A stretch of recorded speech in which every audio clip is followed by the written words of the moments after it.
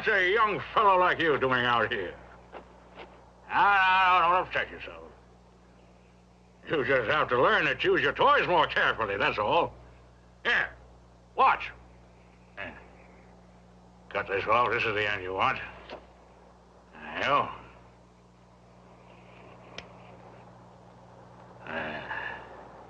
There you go. Hey.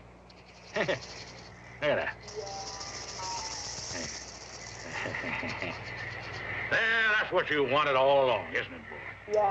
Now it seems you have to come with me, doesn't it? Oh, yes, the two of us can have a fine time riding across the desert. You like that idea, boy? First, I have to give your mother a decent funeral. It's a man's Christian duty.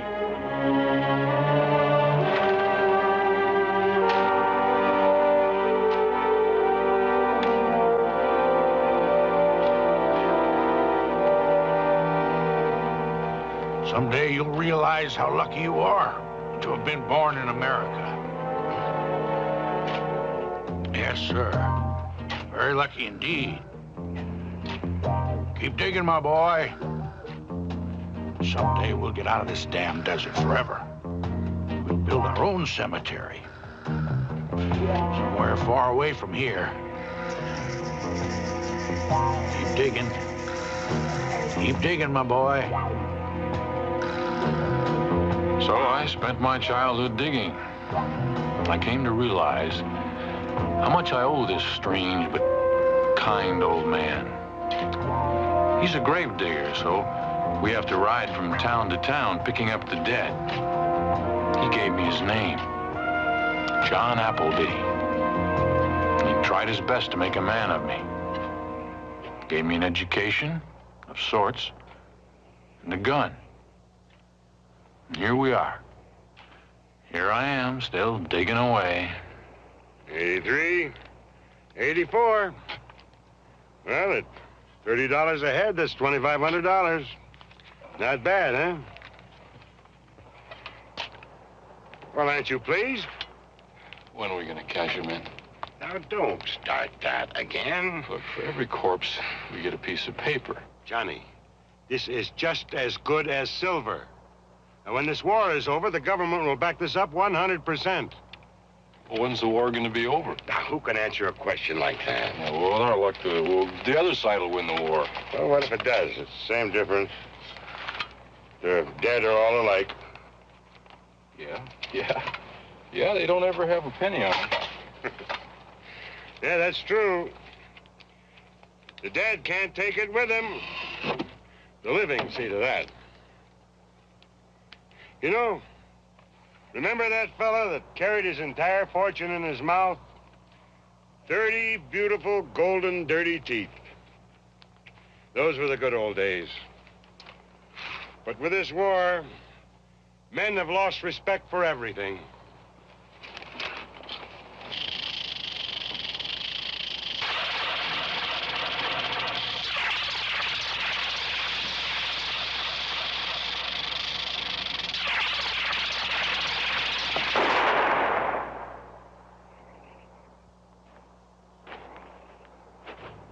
Every time I hear the sound of a rattlesnake, I have the sound of death inside me, and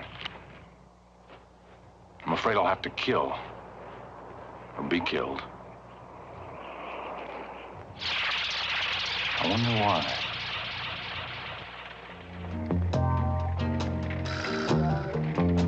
Often the old man and I come on hard times.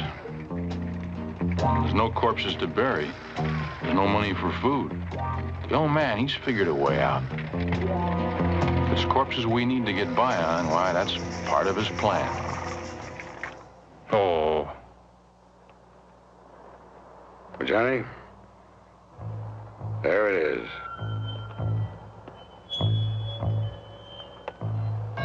Be careful.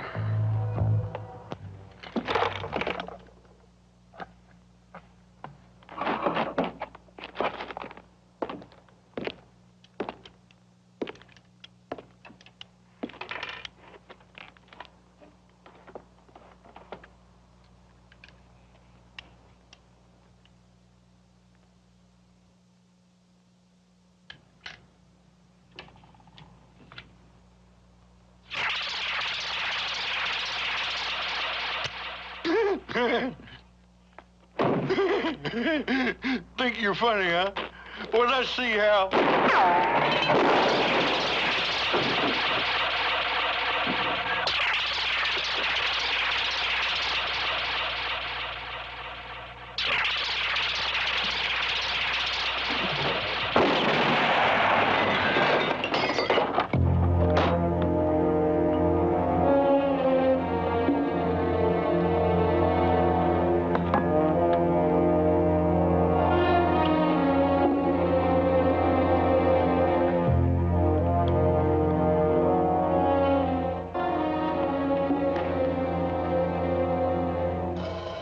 People have the habit of dying, and we're in the burying business. It was that simple. We didn't only bury him, we killed him.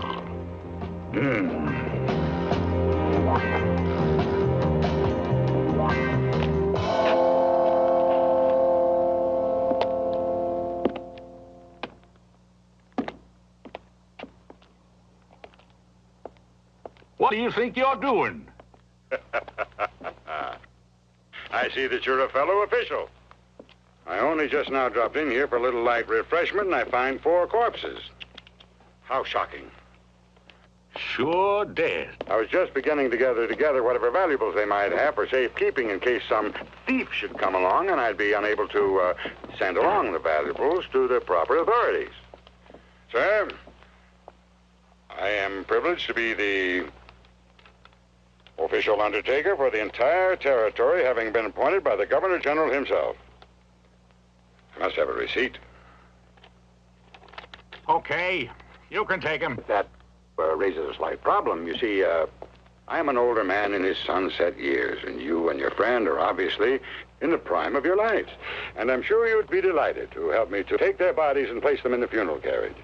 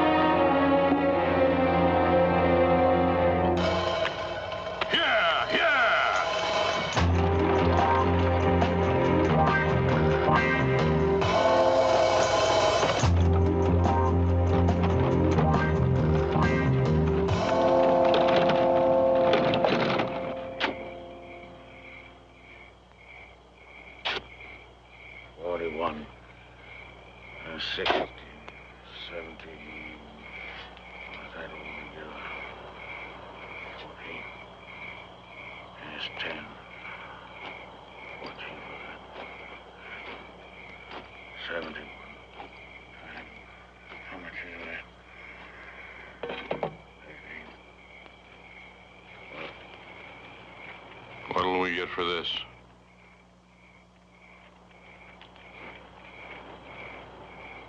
Three shirts, 1 or 2 with bullet holes, 50 cents. 3 pair of boots, 1 almost new, say $5. Guns? $10. With the belts, $12.50. Not bad, huh? Tomorrow we can sell it to the first person we meet. Is there any of this you want? No. You seem to have an eye for that shirt. I don't want it. You don't have to bite my head off. What's the matter, Johnny? Well, we're not going to get rich selling old clothes. Now, don't start that all over again.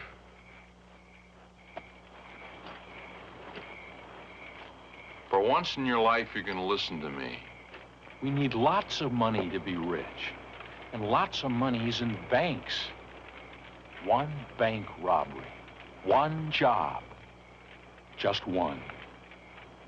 And you're rolling in money. That's money. Not receipts, that's money.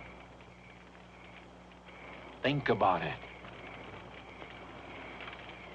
Now you think about it. We can be building our own funeral parlor.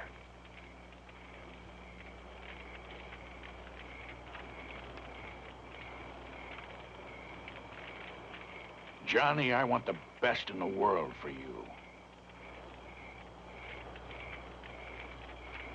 But not at that price.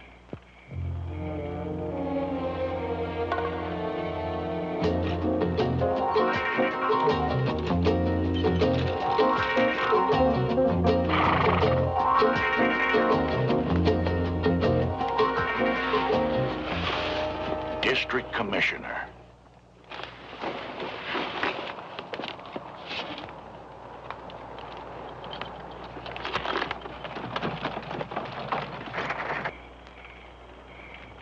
I know, Johnny, but we mustn't run any risks. Try to keep your mouth shut. You talk an awful lot. I don't like him either, but he is the commissioner, and we have to make our official rounds. It's our job. If he has a corpse, it's our duty to pick it up.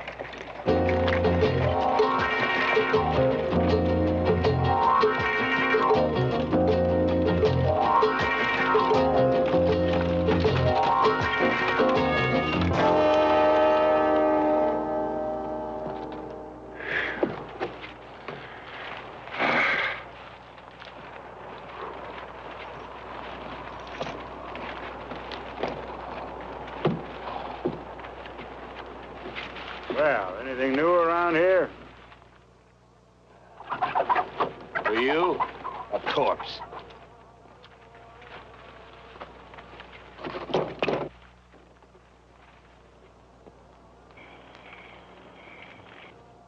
Ain't no need to dress him up. Just to bury him.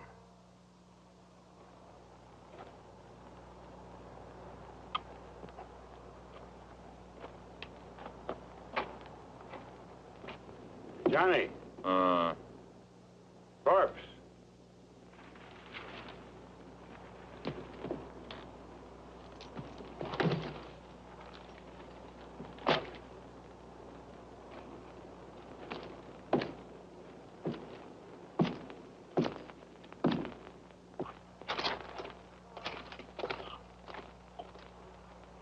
Didn't he have anything on him? Not a thing. What are you in for? Pick up the dead fella and get him out of here. He's beginning to stink up the place. What you waiting for? We're talking to the man.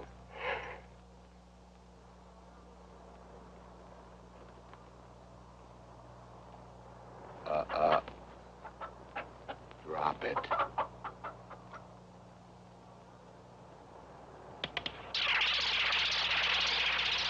Johnny.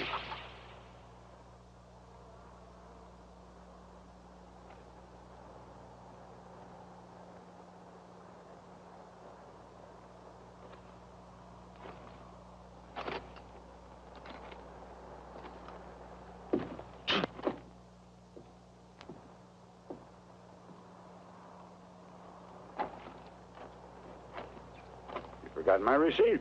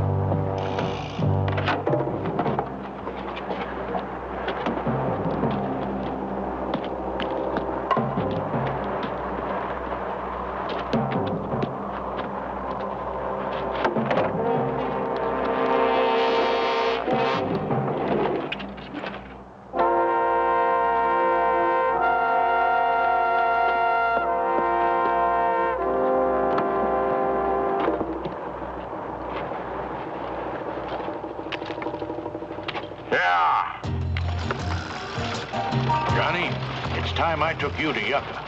There's a part of your education I seem to have neglected. What's that? Girls. Yeah!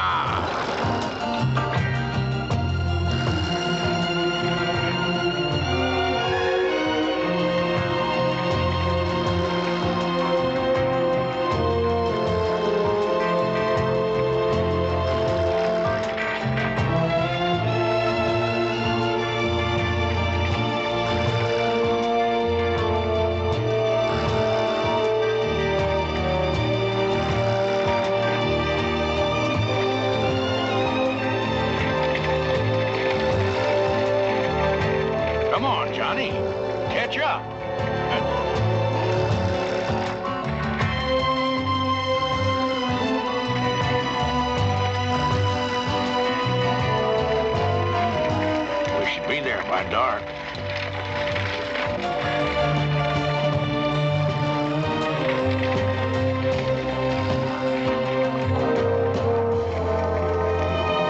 I remember near the station there's a great whorehouse. Will you see it, Johnny? Even has a bathtub, red curtains, and brass beds. All the women you want. You're right. I do need a woman.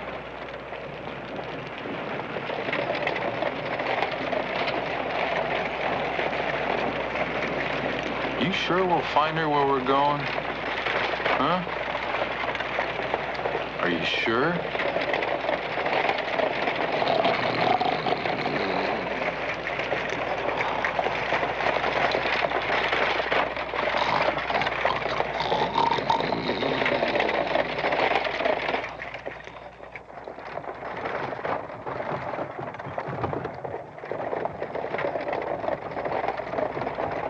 Hey, Appleby!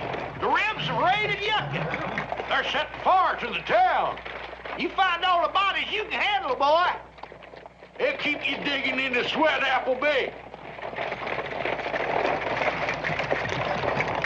Hey! Hey! What about my girl?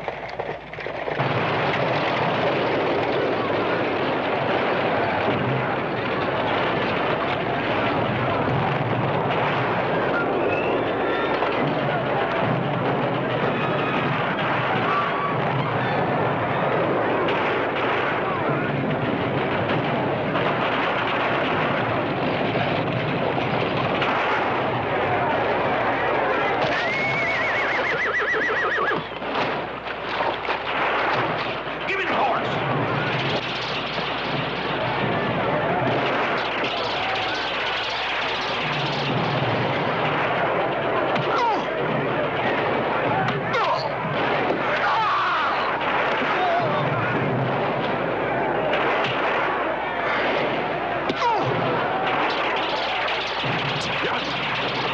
Johnny! Stop it! Let's get out of here, Johnny. Now!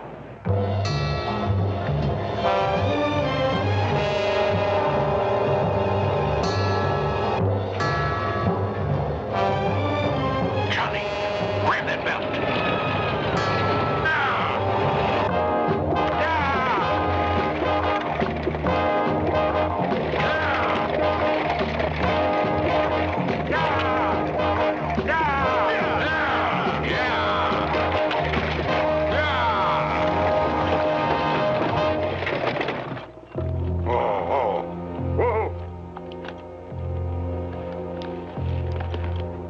Let's see.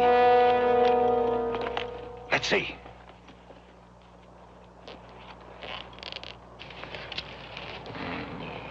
It's gold, Johnny. That's gold. That's really gold. That's gold. That's gold. That's gold. There's more. Lots more. There's lots more.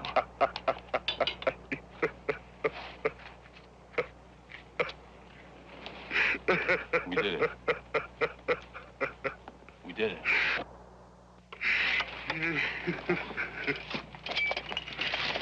Yeah.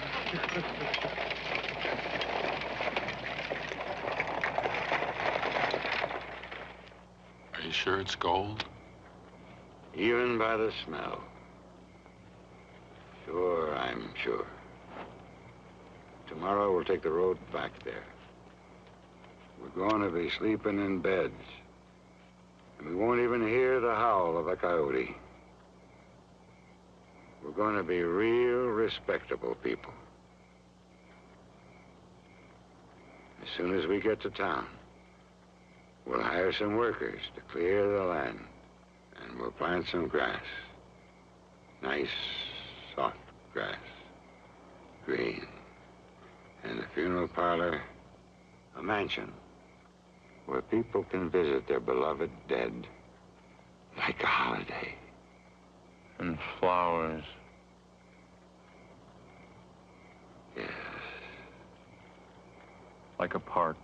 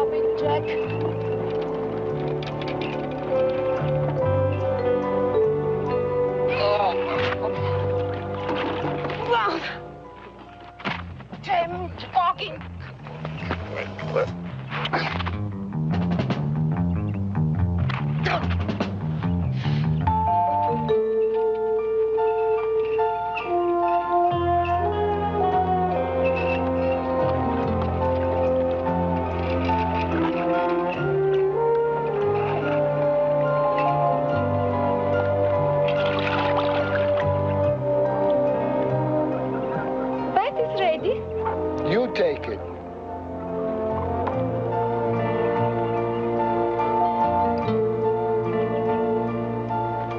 I don't say I don't want you. I only ask you to take a bath first.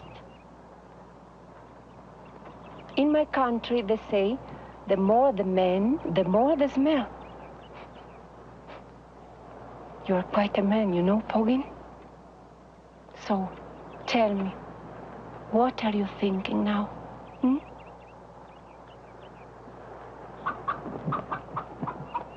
You're sure you thought a new way to hurt me, hmm? You can drown me in the well, but this would spoil the water. What horrible thing.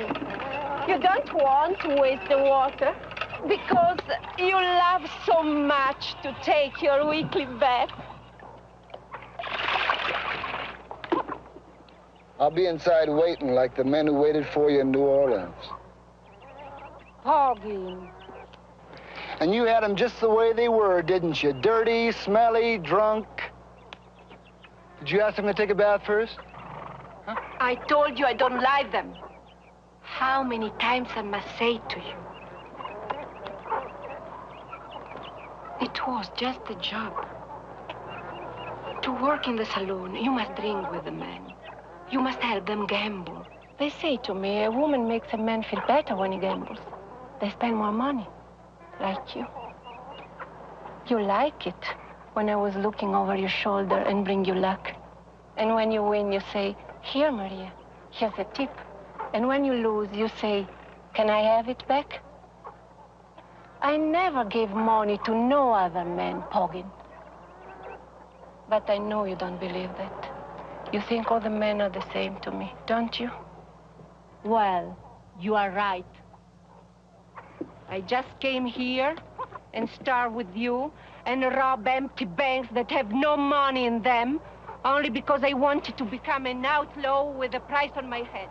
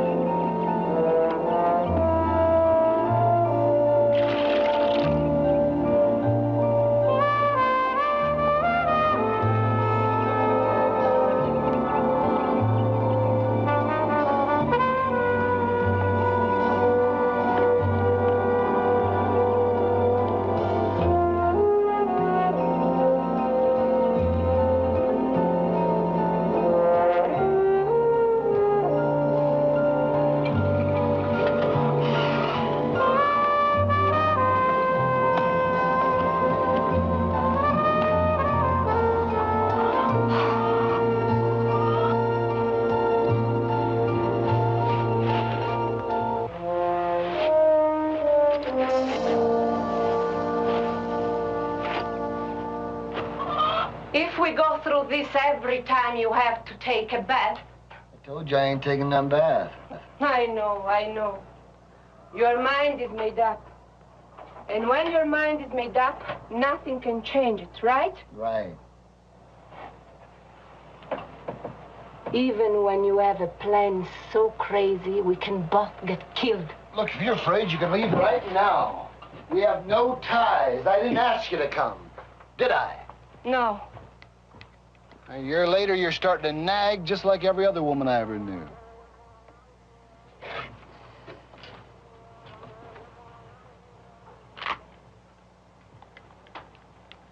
You said you wouldn't ask anything of me. You just wanted to be with me. And because we have a couple bad breaks, you don't like this idea, you don't like that idea, you're afraid if we do this, we'll be caught. What'd you think life was going to be with me? Paradise, huh? No. I knew it was going to be an hard life. But now it's different. Now I never know what to expect. It's just the way you like it, isn't it? Huh? You don't like to know what's going to happen from one minute to the next.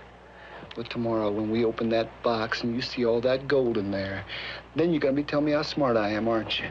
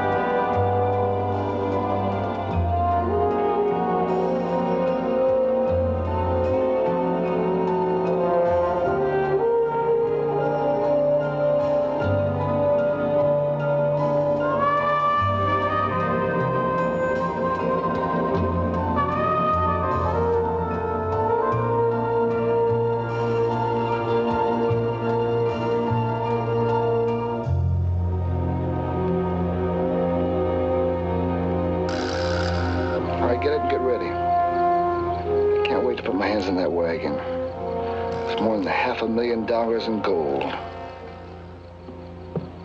You don't believe me, do you? That's all right.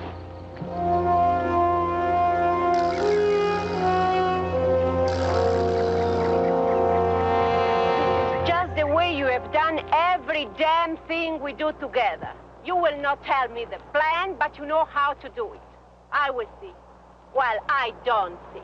Do you think the government is so crazy to send the gold in this place? I've seen him come by here twice. You were drunk. I never heard of such a wagon. You'll see. You just do what I told you. But they will not believe it. From nowhere, I come out and wave my hand in the air and say, "Hey, fellows, please stop your wagon. My husband is hurt. Leave your gold and help him." They will believe it?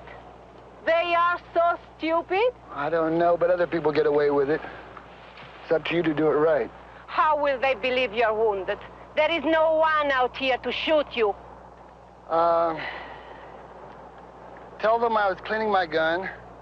Phew. And I shot myself. That's... All right, damn it, you tell me how you do it. Oh. This is not the matter. If you want me to cry and say my husband is wounded, okay, I will cry. I don't think you could do it. You didn't cry when your own mother died. How do you know it? You didn't stay around. I don't like funerals. All right. You, get on your horse. What for? Do it! What? Get on your horse. What do you want me to do? Just hush up. Thinking.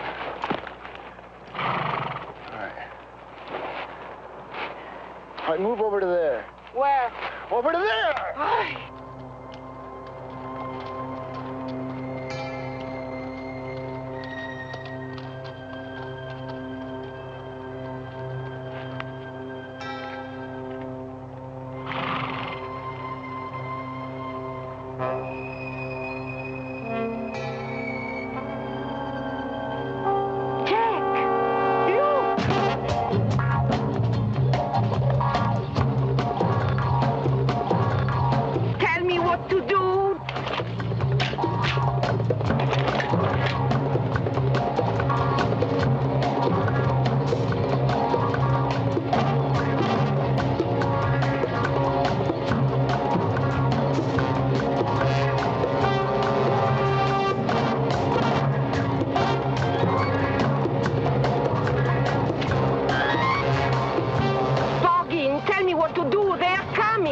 Stay there. Don't move. Oh, you crazy. I said stay there.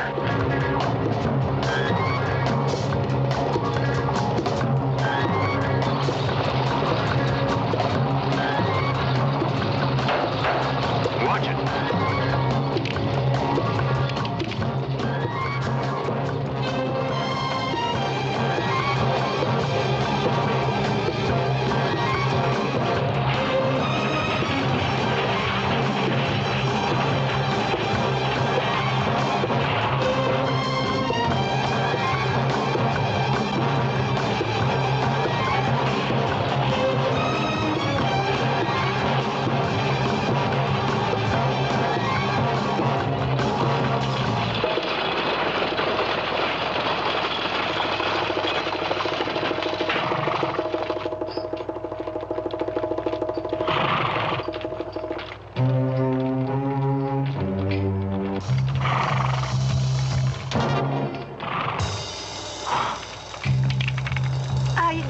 From here, but I don't know how to go there. In this desert.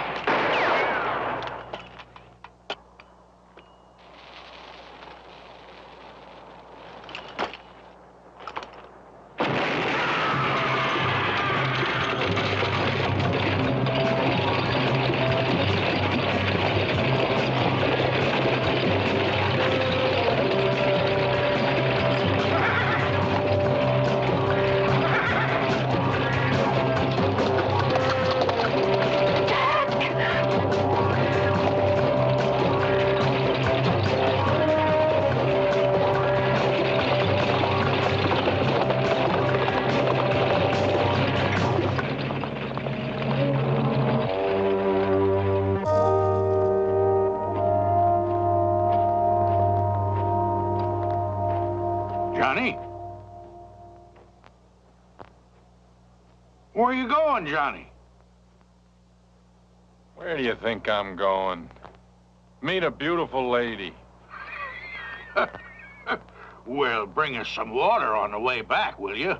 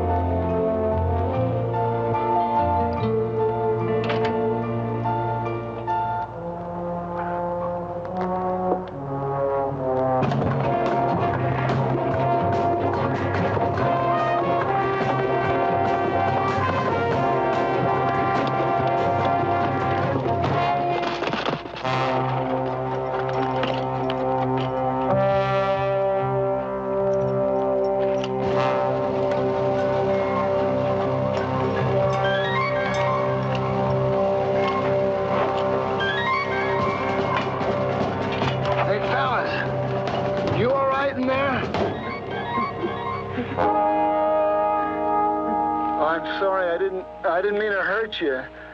Hey, you open the door for me and I'll take good care of you, huh? Come on. Just open it. You can do it. That's right, just open the door and I'll save your life. So, open the door. You can do it. More. That's right. Reach, move, move. Reach! Oh, don't die on me now. Don't die on me now!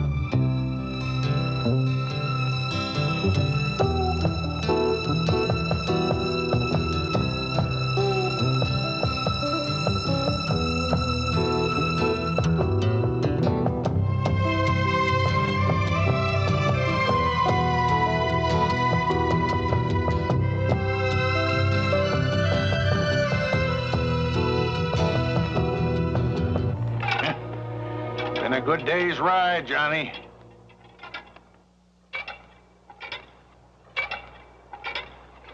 Wait till you see the place where we're going, Johnny. So green and beautiful. All you've seen is the desert. This gold will make our dream come true, boy. Beautiful cemetery. When the war's over, we'll cash our receipts and we'll build our funeral parlor. Oh, that'll be your inheritance, Johnny. You'll be a respectable man. The best catch for any woman anywhere. Yeah, you know, I've got lots of ideas. We're not going to use stick crosses for markers, but real marble angels. We'll have the most beautiful cemetery in the whole world.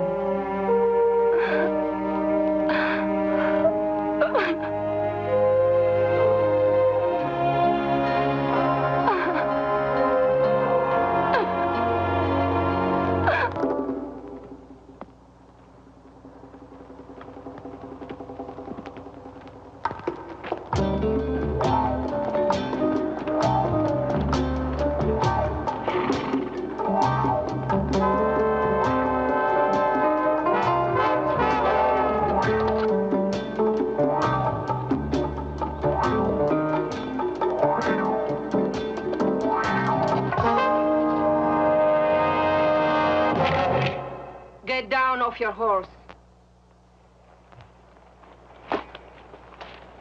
Move over there.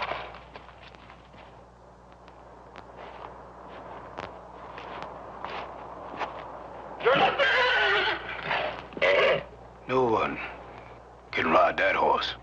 We'll see.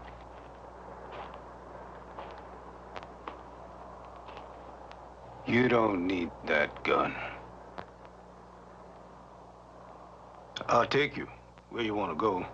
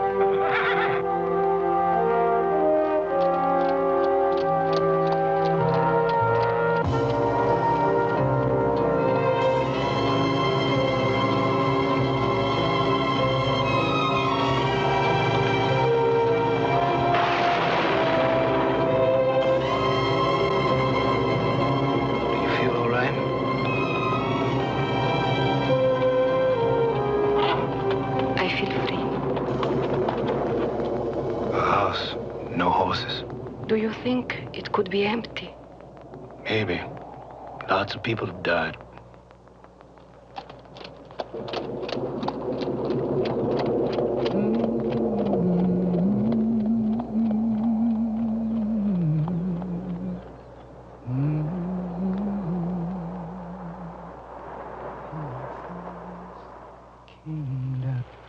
What are you saying? Things I hear, things I see. So you are interested in what happened to people? Yep. I know a story. A small story. You can even make a song of it. But this was not enough for him. He wanted the big job. And finally, he got it. It was an iron wagon with more than $500,000 in gold. Dollars. I'm so scared. Let's make a deal. I will tell you where the wagon is. And you just give me your horse. Do you accept? I wouldn't go far with all that gold.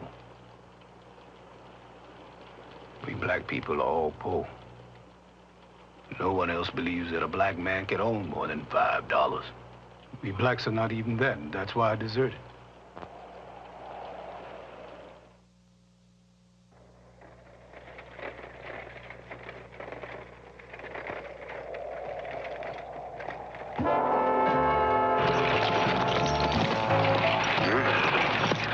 What's the matter? I don't know. I ran into something.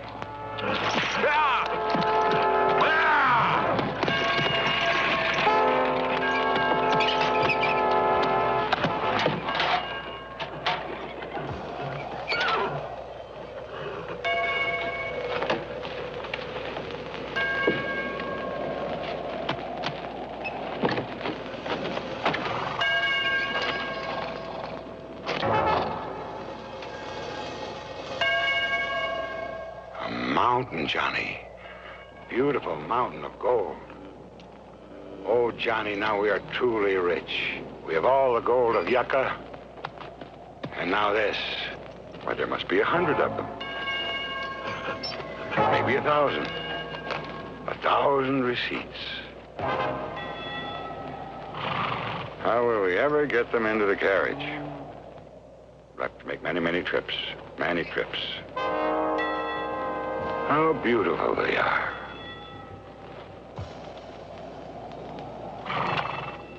We'll take them to our new cemetery. They should be very happy in our new cemetery. We don't have any new cemetery. Who's gonna cash in the receipts? By the government, of course. Surely you don't doubt that. Now help me load them on the carriage. Can't you see these are only soldiers? Nobody's gonna pay us to bury them. If you won't help me put them on the carriage, I'll do it by myself. Now, wait a minute. Kindly stand aside, please.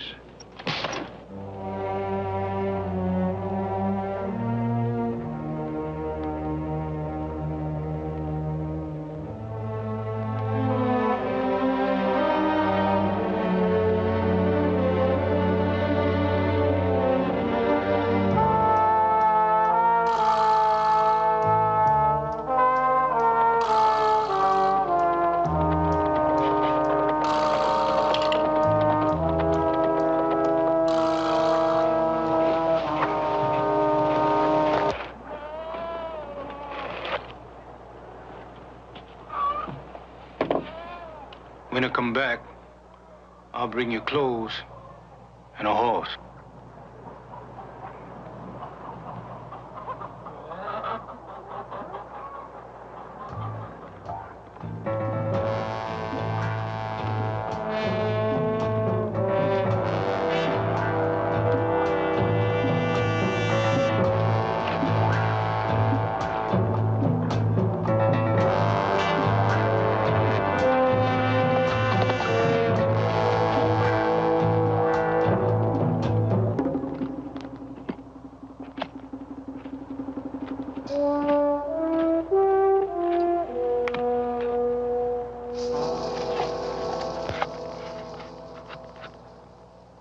Listen, you still sword me?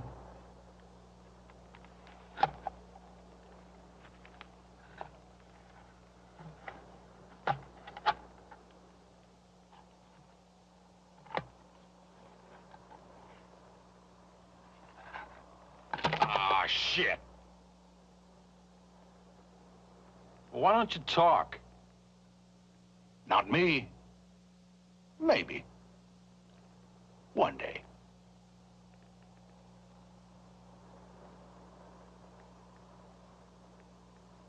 Sorry I slapped you. All right. I forgive you.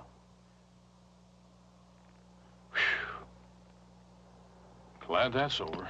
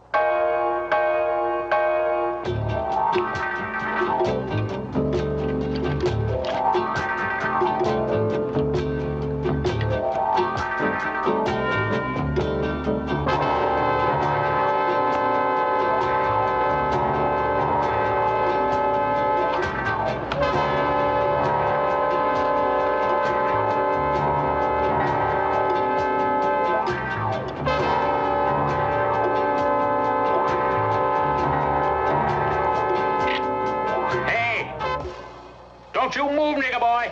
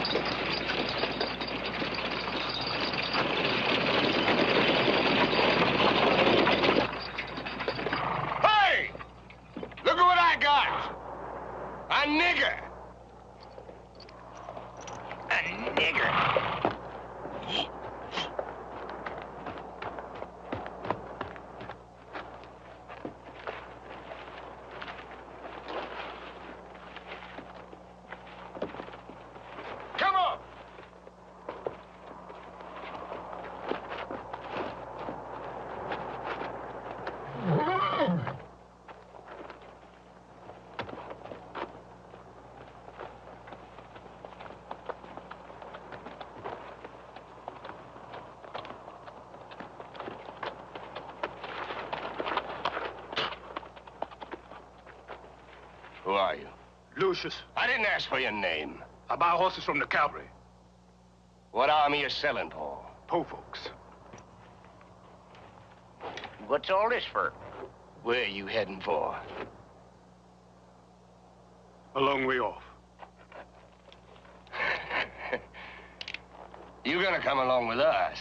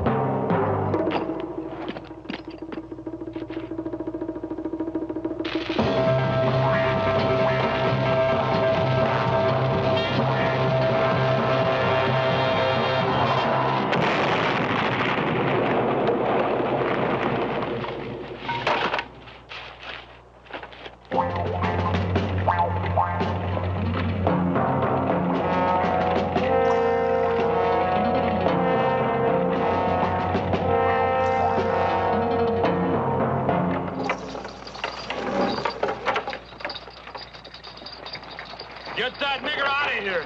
I'll kill him. Shut up, boy, or we'll shut you up. You got a problem? Solve it yourself. Maybe that nigger will solve it for him.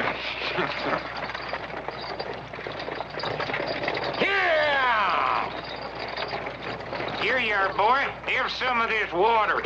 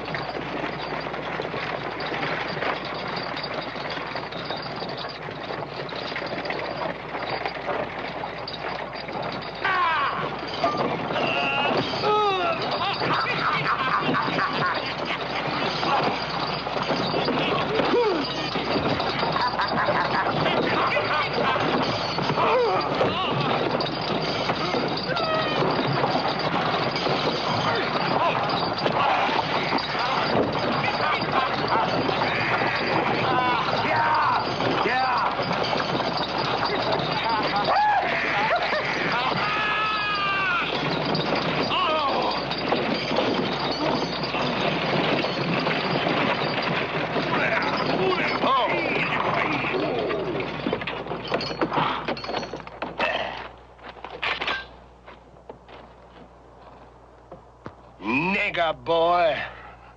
They're gonna hang you for this. You just knotted your own rope.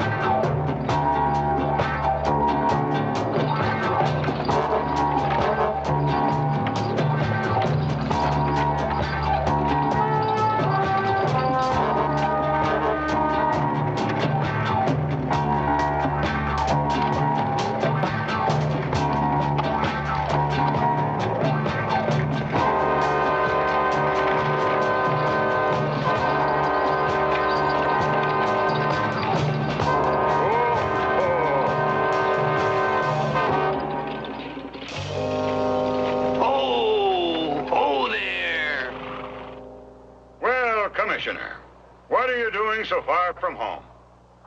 I'm asking you the same question. Give us that corpse you got there. Can't have him. Why? Because we need him to hang this nigger with, that's why. You don't need a corpse to hang a black man. That's the law. Get moving. The law says he's got to be buried. That's right.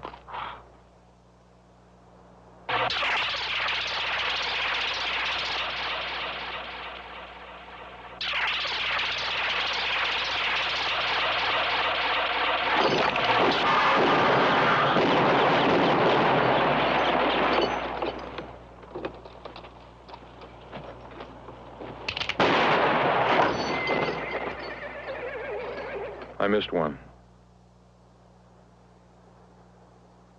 It's a pity we couldn't get the commissioner to sign a receipt for his own dead body.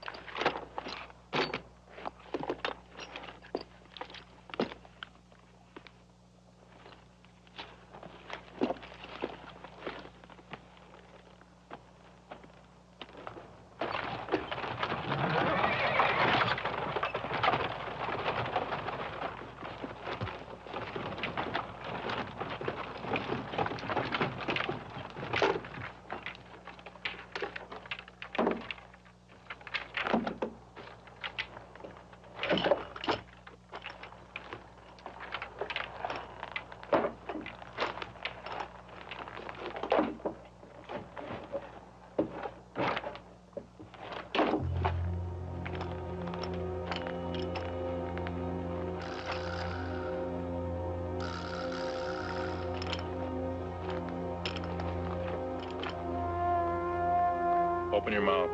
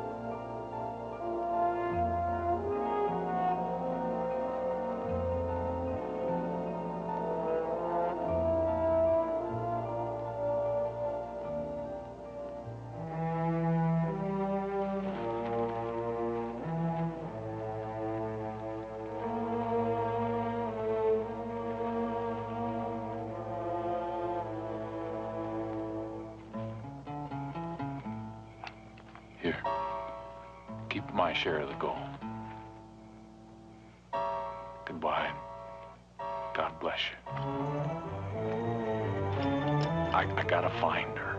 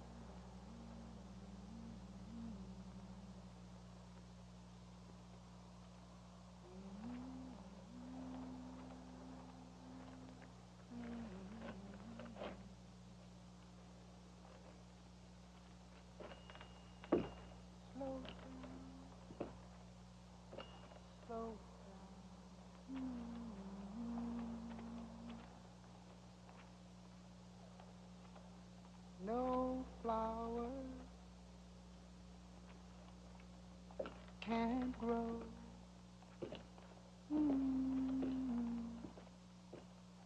To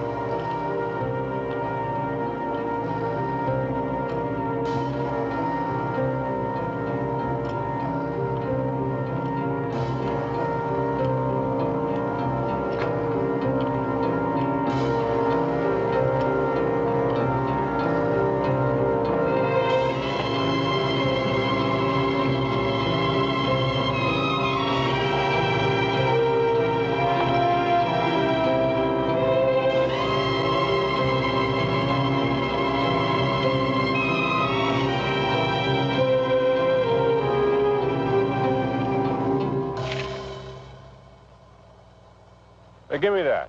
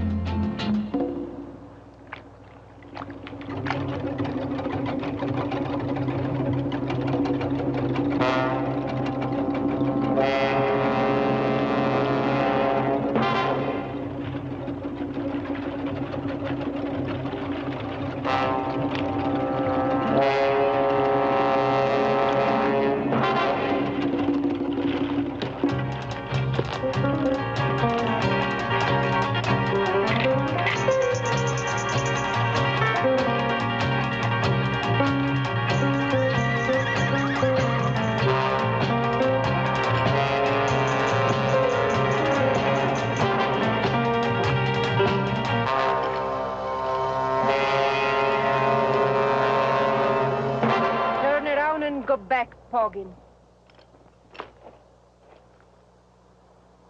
I remember when you had a different kind of welcome. The time is over. So you still hate me, huh? I don't hate you. I just forget you. I wish it had been that easy for me. You know, when you're alone, you get a lot of time to think. What I did to you was wrong. I know that now. You know it too late. We can start a new life. The only trouble is we didn't have enough money. Well, now we're rich. We got all the gold we're ever looking for. Half of it's yours.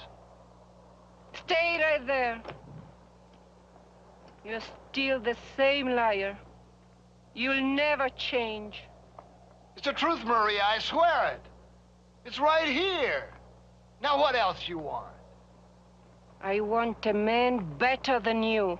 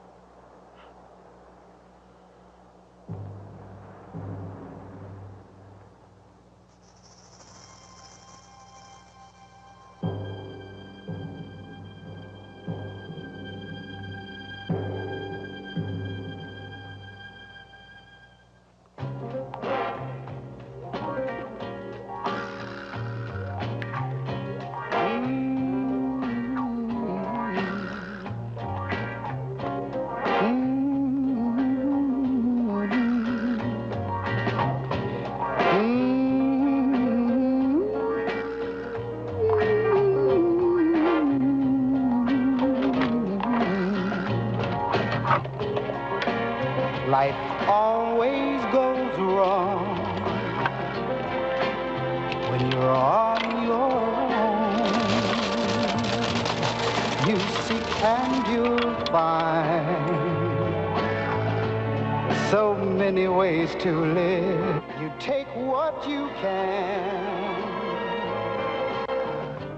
without guilt or shame. Ernie Parsons, having been found guilty by a jury of your peers. I didn't see any jury. Well, they was around. Anyway, what difference does it make? You gunned down Wendy Jones, and he was one of our most beloved and respected citizens. I heard he was the town drunk. Well, now that he's dead, he's one of our most beloved and respected citizens. I don't care who he was. I didn't kill him. You've got the right to hear a few words from a preacher. Unfortunately, our preacher's out of town, but luckily, we got Farley Millard here, and he's a feed and grain salesman, and he owns a Bible. No, thanks. Now, what does that mean? I don't want any feed and grain salesman praying over me. I don't want anyone praying over me. I don't believe in that stuff. You ready, Max? What? You got one more inalienable right to speak a few last words, and I mean a few. We don't want one of them things where the cam takes off with a Declaration of Independence. Well, go on. Well, I'd just like to say that this is the lousiest town that I've ever been in. Well, I've met a better class folk in a San Francisco opium parlor. Drunken pool hall bum would be considered too high tone for these parts. And as for your system of justice, well... That's enough. You see what I mean? He was just one breath away from the Declaration. All right, Max. Don't do it! Don't do it! Don't do it! Don't do it! Ed Loesch just confessed. He killed Wendy in a drunken barroom brawl about a pregnant Indian squaw. Ed claims Wendy was the father and that he was acting as the avenging angel. Wendy was going to be the father or something? That's what Ed says. All right. Untie him. Give him his gun.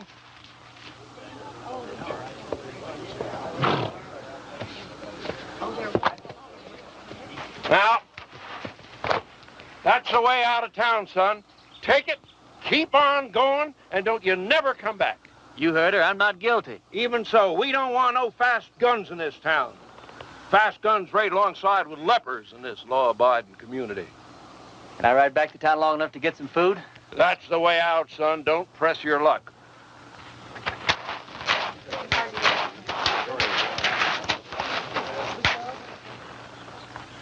Thanks. Bye. I'm going with you. You don't have to. I'll be back. When? Whatever you do, don't leave town. Wait. Never give up hope. See ya.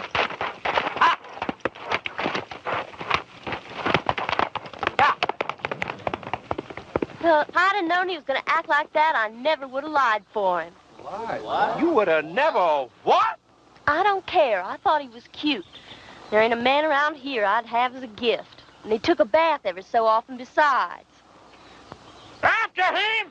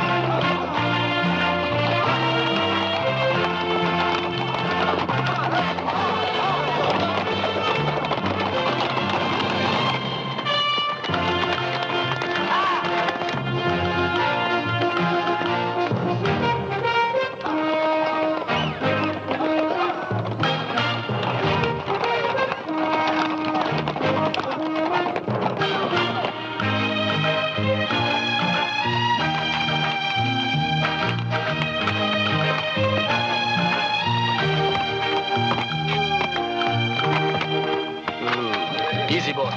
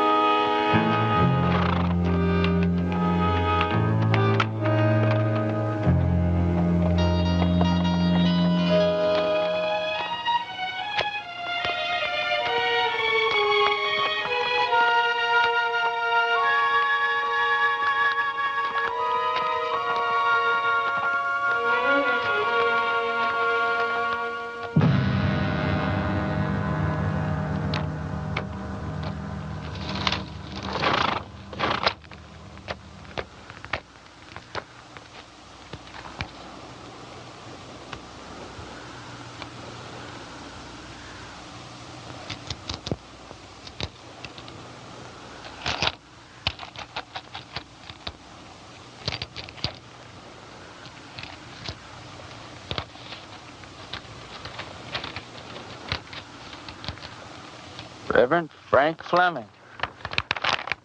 Yeah, pleased to know you, Frank. Dear Reverend, everybody in Castle Walk is real excited about you coming here. We ain't had a preacher here in over 3 years. When our last one left in such a hurry, he didn't even say goodbye. He was a pious man, but he had a yellow streak down his back. We're all looking forward to meeting you for the first time. We're all looking forward to meeting you for the first time? I don't know how long you'll be willing to stay, but you'll be welcome every minute of it.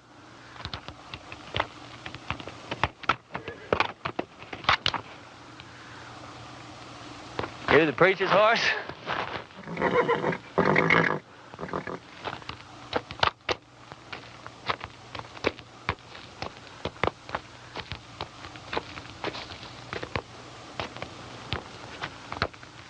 Let's see what you got, pal.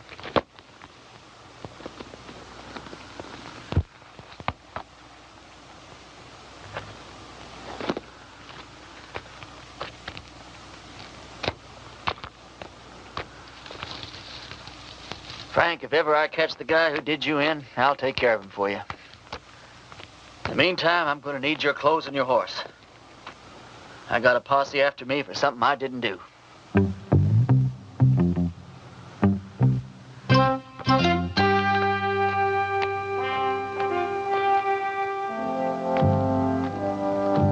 I'd say a prayer for you, Frank, but coming from me, I'm afraid it's liable to do you more harm than good.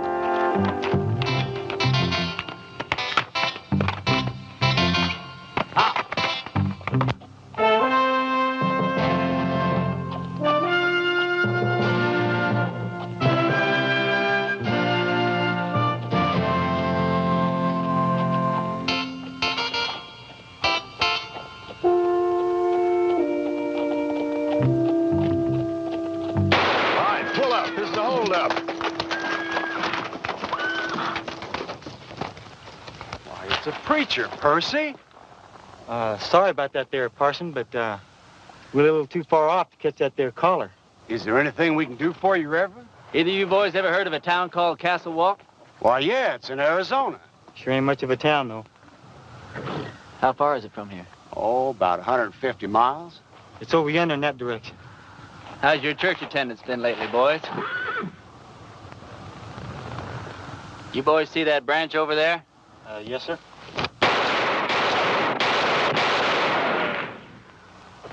That was for the Lord, boys. He loves you, but he hates your profession. Yeah, I can see how he would. I want you boys to go and sin no more. We surely won't, Parson. As soon as we can afford not to. Preacher, you being so good with that gun and all, how come you didn't just kill us as we was riding up here? Because you boys are children of the Lord, just as much as I am.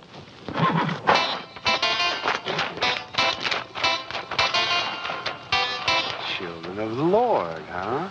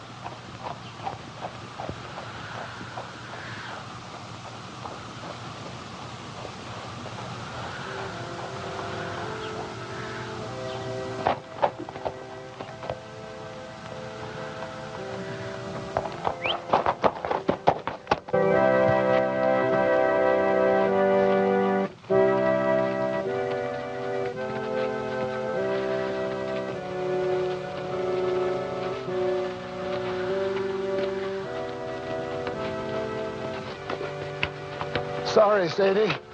Didn't have the time to dig it no deeper. Well, I guess we better just put him in the ground and get it over with. All right. Without even a few words? Mr. Ross didn't say nothing about no words. Said we could have a burying. Mr. Ross didn't say nothing about no words. But Sam was a Christian man. You can't just bury him like a wild dog. Can't we stand up to Mr. Ross just this once? You're leaving here after the burial. We got to stay here and live with him. All right, let's get going.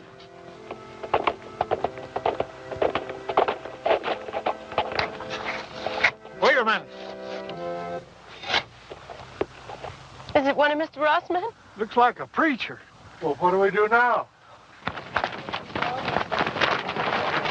And I wrote him myself not to come.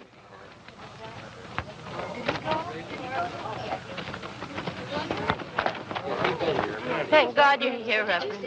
I've done many receptions in my life, ma'am. Yours is almost unique. We were going to have to bury my husband without any proper words being said. But now that you're here... You, the Reverend Frank Fleming? That's right. I wrote you a letter telling you not to come. No, you wrote me a letter welcoming me to Castle Walk. I wrote you that letter. Yeah, but things changed. First, Mr. Ross said it was all right for us to have a preacher, and then Mr. Ross changed his mind. Gentlemen, what the hell is going on here? Reverend! The hell is a word that came straight from the Bible, folks. Now, all I know is we've got a heartbroken little widow here. You did say you were the widow? And these are my children.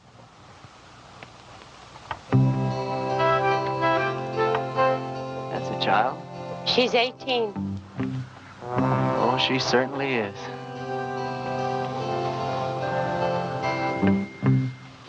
Well, first order of business as I see it is to get this poor man put decently into the ground. Oh, thank you, Reverend.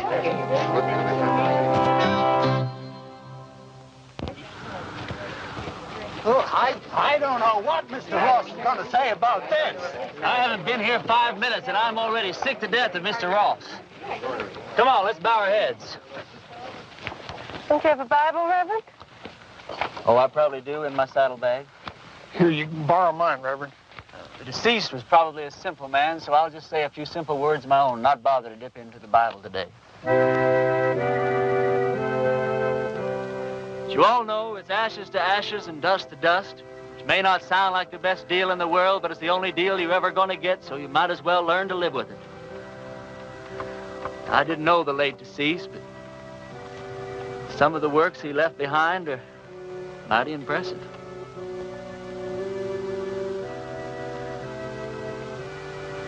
Well, what did he die of? He was shot in the back. May the full wrath of the Lord fall on people who shoot other people in the back. It's a rotten, sinful way to make a living. Amen. Amen. I can't thank you enough, Reverend. I'd like to say more, but Mr. Ross only gave us half an hour to get out of town after the funeral. You're leaving town? You taking her with you? Mr. Ross said we all had to go. Who is this Mr. Ross? He's a mean, miserable, murdering thief, and he runs everybody in this part of the country. There ain't a soul of us that had a single, solitary, happy day since he rode in here and took over. He's going to hear every word that you said. Yeah, and he'll probably kill me. But at least I got to say something that should have been said before I die. Why is he running this woman out of town? My husband, Sam, was the only man in these parts to stand up to Mr. Ross. So he had Sam killed. He let us take one wagon load of our things. We'd better get started. Ma'am, the only place you're going is back to your ranch. I'm sure with the help of all these fine citizens that we can make Mr. Ross see the error of his ways. Reverend, you don't understand the situation around here. Mr. Ross is a powerful, powerful man. He's got money and influence. And he's got 20 top gunfighters working for him. Before I tell you people what I really think of you, I'm going to tell you something about gunfighters. Now, Ross doesn't have 20 top gunfighters working for him because there ain't 20 top gunfighters in the whole U.S. of A. Now, what Ross probably does have is about 15 cowboys that wear guns for ornaments. They do just fine at shooting up a saloon or making some terrified dude dance a little jig. Ross has probably got about 3 men who are pretty good at getting their guns out of their holsters, but no good at hitting anything once they do. Which leaves about 2 or 3 men that might honestly be called gunfighters. Not top gunfighters. More like second or third raters. So you see, you folks have been letting yourselves be rousted around by a bunch of 2-bit yahoos. How come you know so much about gunfighters, Reverend? The Lord's work takes one to many places in many climes. Matthew 31. There ain't no Matthew 31. Well, there ought to be. Widow, I want you and your family to get in the wagon. I'm going to drive you home. You're going to sit next to me. Oh, I don't know, Reverend. Ma'am, you don't look like the kind of woman that would back away from a little fight. Where's your faith? My faith is in good shape, Reverend. And if you're willing to take the risk, so are we. Get in the wagon, kids. Us and the Reverend are going home.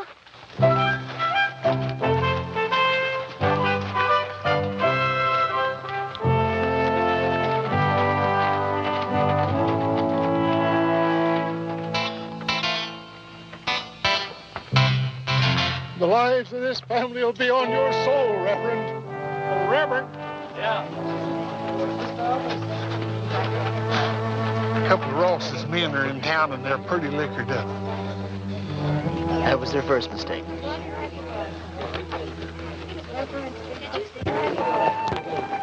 You ride my horse, son. Okay.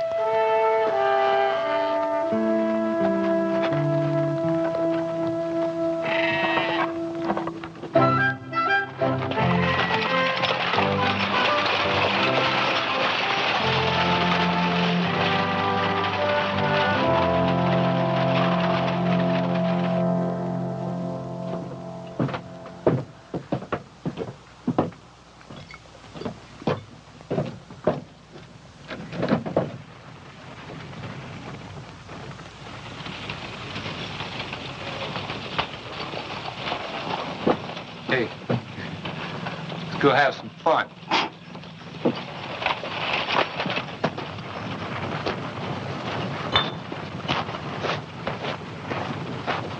Remember the children, Reverend. Those are just two of the cowboys, ma'am. Who? Where do you people think you're going? Where's the place that Ross would least like us to go? I'd say her ranch. Well, that's exactly where we're going. Wait till Mr. Ross hears about this. Mr. Ross is a skunk of doubtful parentage. Mr. Ross is so low he could walk under a rattlesnake's belly wearing a high hat. And that's what I think of Mr. Ross without ever having met the man. Now, that was indecisive, cowboy. Could have very easily cost you your all-important life.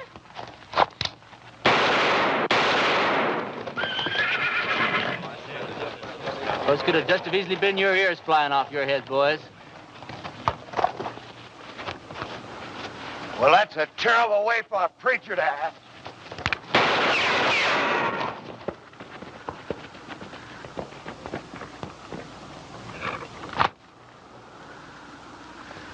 The Lord wants someone to move. He wants them to move.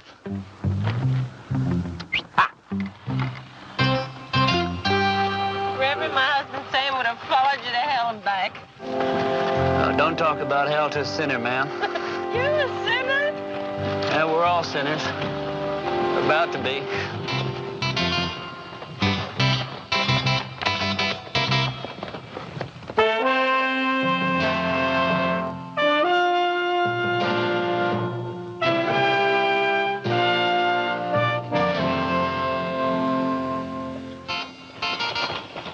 All right, kids, as soon as we stop, I want you to get the wagon unloaded.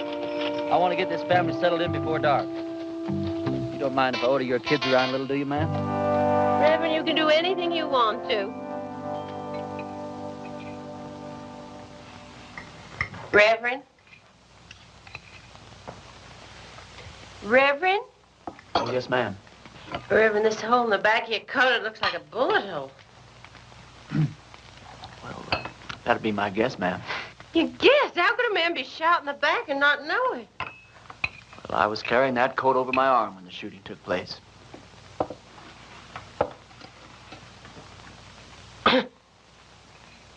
Well, tobacco's one of the Lord's works, too, ma'am. I'll get my things and fix your coat. Do you think Mr. Ross and his men are going to come down and get us tonight? No, not tonight, honey. I'd imagine that Sunday in church would be where he makes his first play. Aren't you scared at all? Oh, I'm scared, all right, Sally. But not the kind of scare that'd make me knuckle under to the likes of that Ross.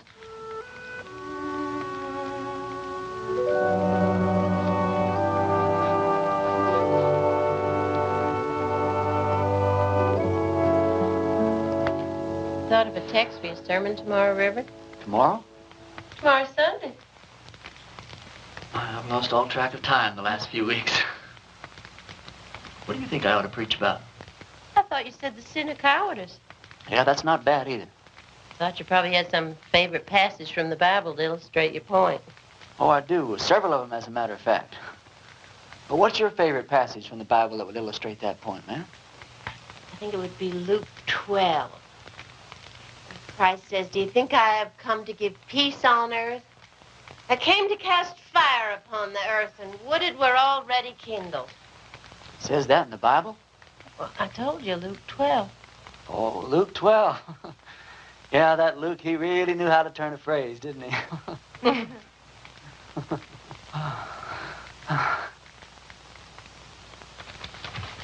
Clean your clothes up for the services. I'd appreciate that. You don't happen to have a Bible around, do you? I seem to misplaced my glasses. Could you turn to that spot in Luke that your mother was talking about? It's right here. You don't wear glasses. You know something, you're right. I don't know what got into me.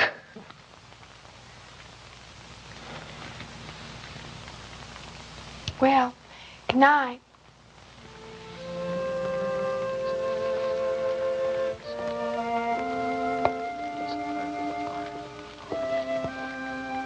Good night.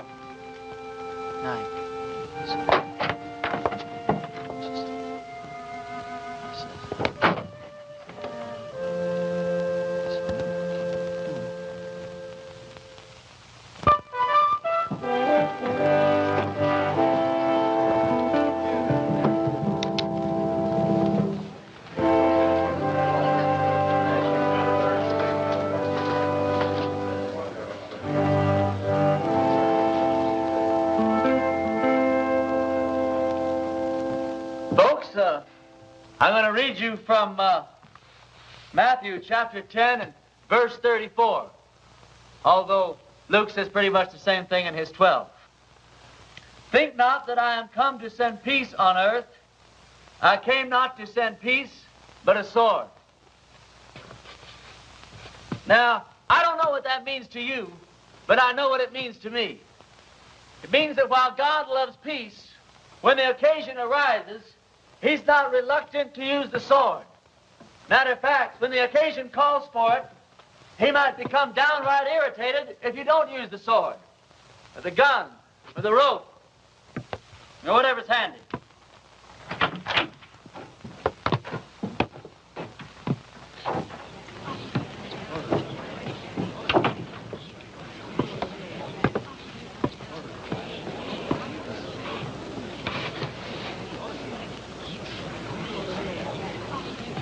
Now, you folks have had a cross to bear here lately, and his name is Ross. They say that people get the kind of lives they deserve, and I guess they do. But when men won't fight for their wives, women, and children, and when their women won't make them fight for what's right, and these people don't deserve any kind of lives at all. That's exactly what you got.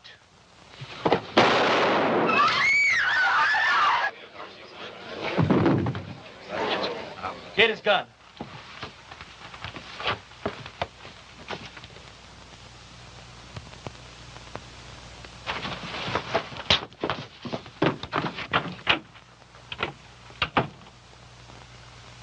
You've never done it? I don't think you could possibly realize what an awful thing it is to kill a man. I don't know who God must be mad at the most. That man for wasting his life at the order of some tin-horn dictator. Me for having to do this thing in his own house. You people for having quit before the fight even got started. I haven't got the heart for any more church today, that's all.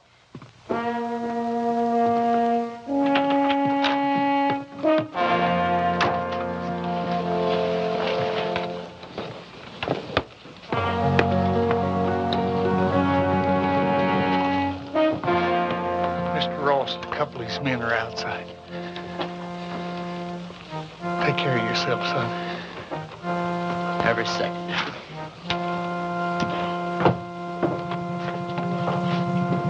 Bring that body outside.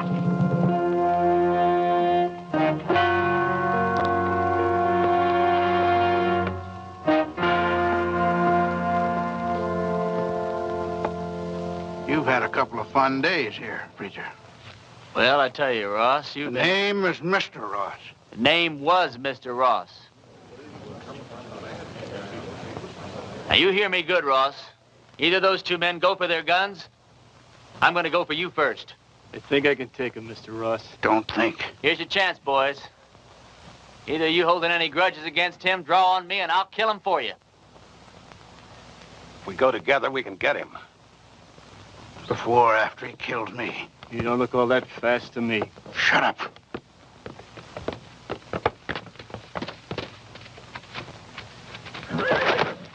Friend of yours, Ross? All right, preacher. You pulled yourself off a nice little grandstand play for the folks. Now, I want you out of town. Who killed Sam Underwood, you or one of your men? I'm going to find out if I have to take the whole bunch of you to pieces. Give me the word. I'm sure I can beat him. We'll go on back to the ranch. I'll be there in a minute. You sure? Now.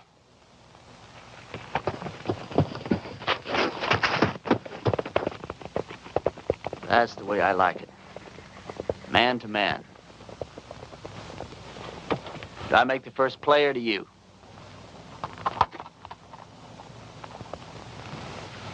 I just changed my mind, preacher. I don't want you out of town. I want you right here where I can get you anytime I want you. Service is next Sunday at 10 o'clock, and there's a 4-bit fine for being late.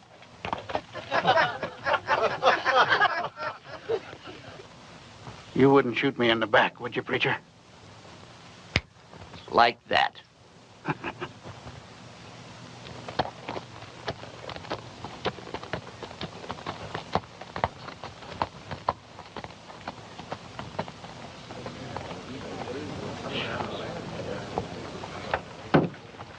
Any of you folks think your preacher doesn't deserve a drink after the events of this morning? Well, we just don't believe in the same God, that's all. Some of you boys plan him, will you? Don't you feel a little strange having a drink with your preacher on a Sunday morning? No. How come? You know, about 10 or 12 years ago, I took a trip up to Cheyenne. Come across this altercation between a 19-year-old kid and one of the top gunslingers in that part of the country at that time. This kid, he didn't want no part of the fight, but this gunny was drunk. And he kept at it, and finally the kid had to go for his gun or get blasted right there in his tracks. It was plumb pitiful. How? This kid was the fastest thing I ever seen. Caught that gunny flat-footed. Why, he was dead before God got the news. I inquired around, found out this kid's name was Ernie Parson. Ernie, what are you doing here in Castle Walk dressed up in that preacher's outfit? It's a wrong guess, Billy. You know, once you've seen a top man handle himself in a gunfight, you never forget one little detail. What are you on for, anyway? Doesn't matter. I didn't do it. They'll hang me just like I did if they catch me. Did you kill Frank Fleming? Oh, of course not. Came across his body in the hills, and he was already dead. I was half starved, no place to go, so I took his clothes and horse and came here. All right. I'll ride back to the ranch, tell the widow and the kids goodbye, and then I'll move on. Why, Lee? You're the answer to our prayers, Ernie. No, I'm not, Billy. Don't let these clothes fool you. God moves in mysterious ways, boy. Not that mysterious. Look, Billy, what I'd like to know is if I do stick around here, how much help can I count on from these God-fearing people? Almost none. Almost none? None.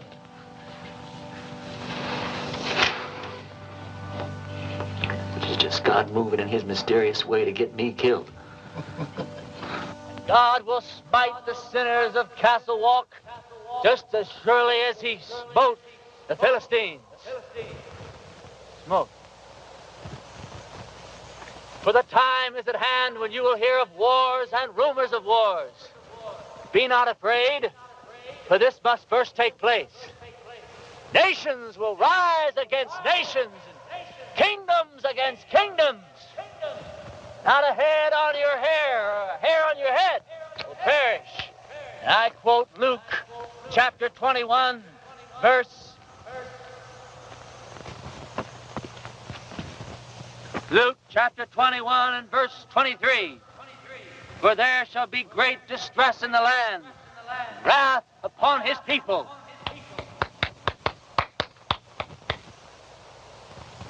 I brought you some lunch. I didn't know preachers had to practice.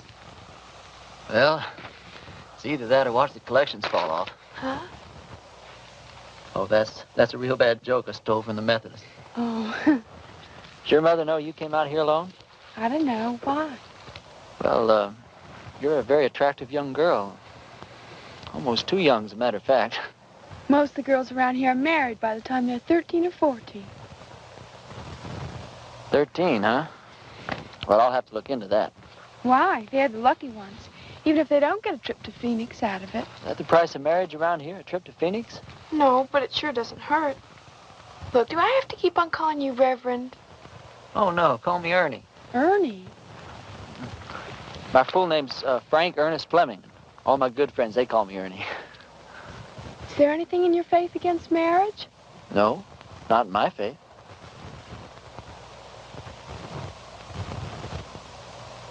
Look, Sally, sit down. This conversation isn't going in exactly the direction I'd planned. I mean, you know, marriage is just fine. I was real glad that my parents believed in it. But, well, there's other things, too.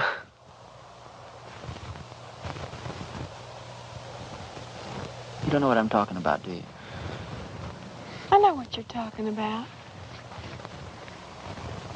Let's see. What's the matter?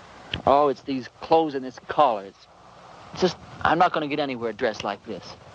I don't see that it makes much difference. You would if you were dressed like a nun. It's just the wrong outfit for what I had in mind.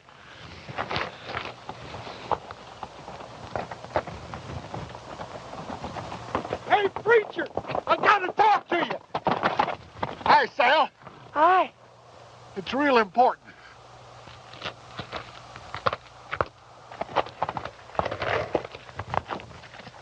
You know a gunfighter named Jake McCoy? Yeah, I know of him. He's in town. My blessings on him. And he's working for Ross. Is he really good? Yeah, he's the best. You can take him, can't you? You sure he's working for Ross? Yeah, and he's looking for you.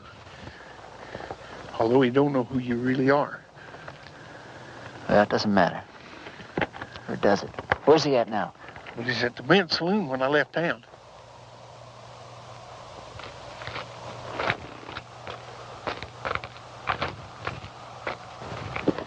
You're going to have to ride back to the ranch alone. We didn't get very much accomplished today, did we?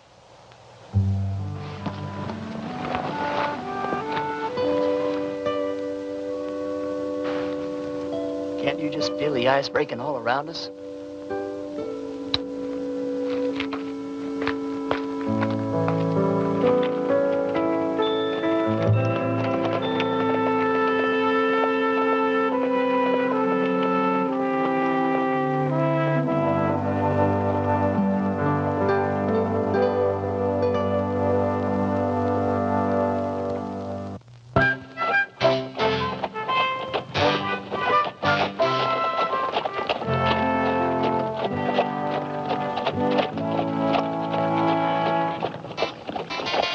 Well, this is your last chance to ride on out of here.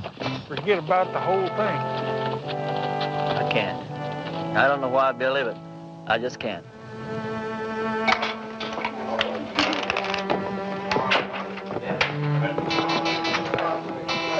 It's him over yonder by the table. He's already spotted you.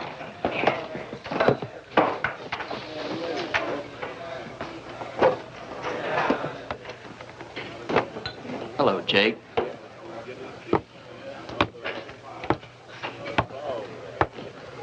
I was just about to go looking for you.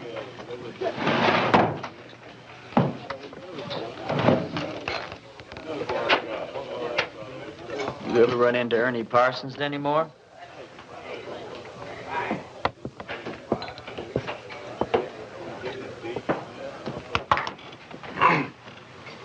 I've never run into Ernie Parsons. Any time, any place at all, ever.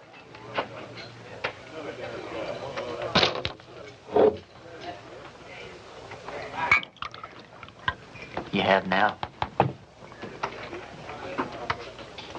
You?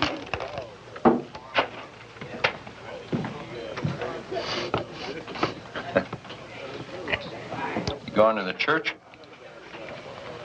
Into hiding for the winter. Oh. I always heard you were kind of smart.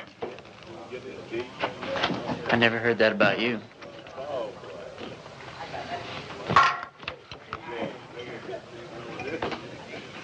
Look, are we really going to have to go through with this thing? I got $1,000 in my pocket. And the girl waiting for me in Boulder City says I gotta go through with it. You all that sure you can beat me? You all that sure I can't? The only thing I hate is a stupid, senseless fight. Come on.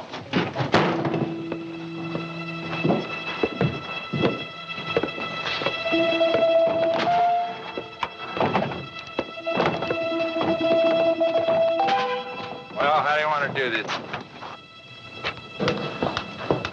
Billy, when we get in position, flip a coin. When it hits the ground, we go for our guns, all right? All right. Jake,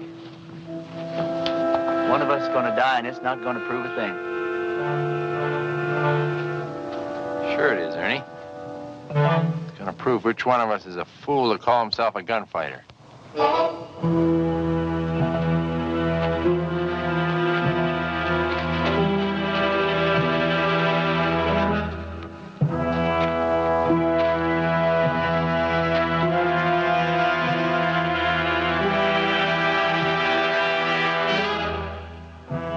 Boys ready?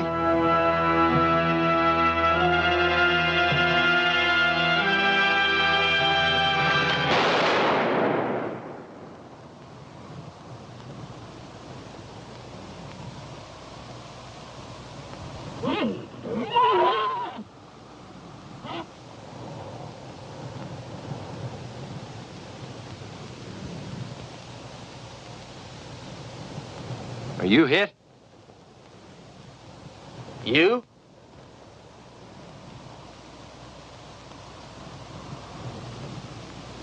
Did you ever miss from this distance before? Never. Me neither. Want to try again? No. No, I think somebody's trying to tell us something. You put your gun away. I'm going to get on my horse and get out of this place.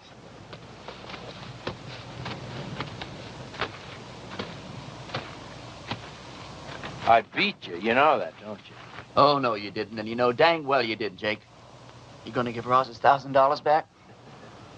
No, I'm late for my date.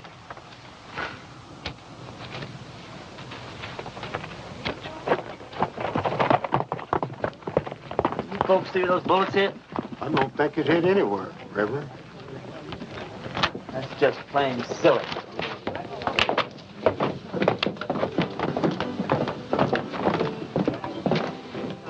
Whole dollar.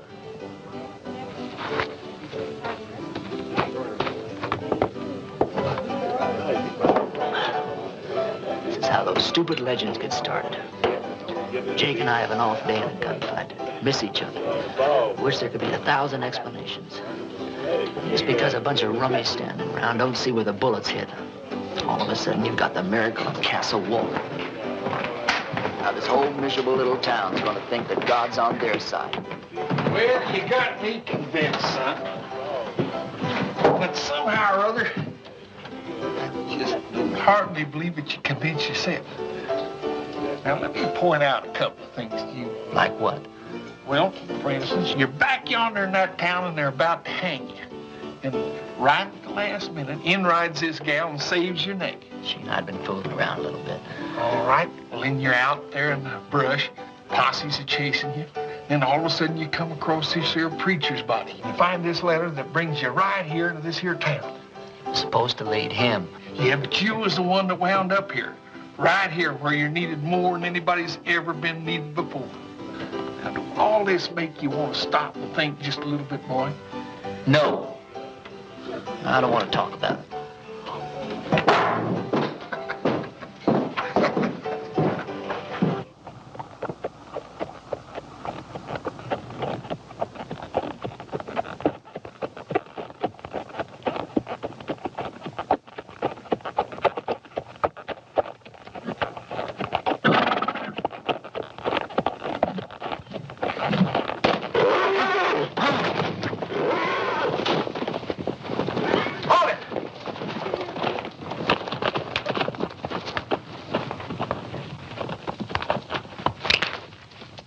You should have listened to me when I told you to get out of town. You shouldn't have backed down in front of me the other morning either. Now, this whole town's gonna have the idea that you're just a little less than the tin god you pretended to be. Just tell me one thing. What really happened between you and Jake McCoy? I chased that bum out of town. And he's not gonna give you your $1,000 back either. He said to tell you that's the price he charges for shaking hands with scum like you. Get on with it. Prayer man, you drop that rope real slow.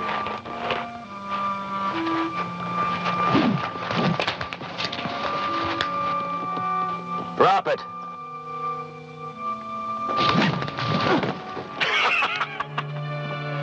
You ain't getting out of town fast enough, preacher.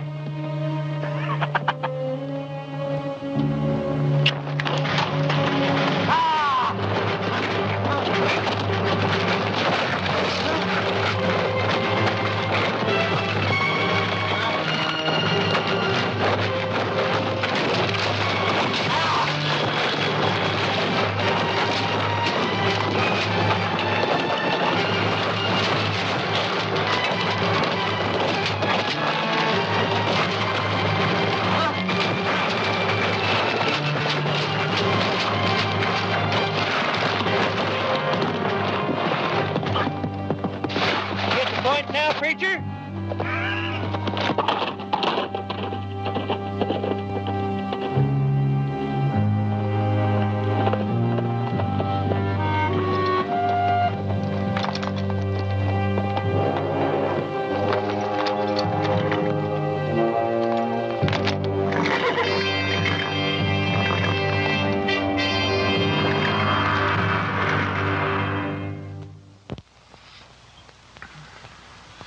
You're in the bunkhouse of our ranch. I thought it would scare the kids if they saw you like this. How'd you find me? When you didn't come home last night, I set out to look for you.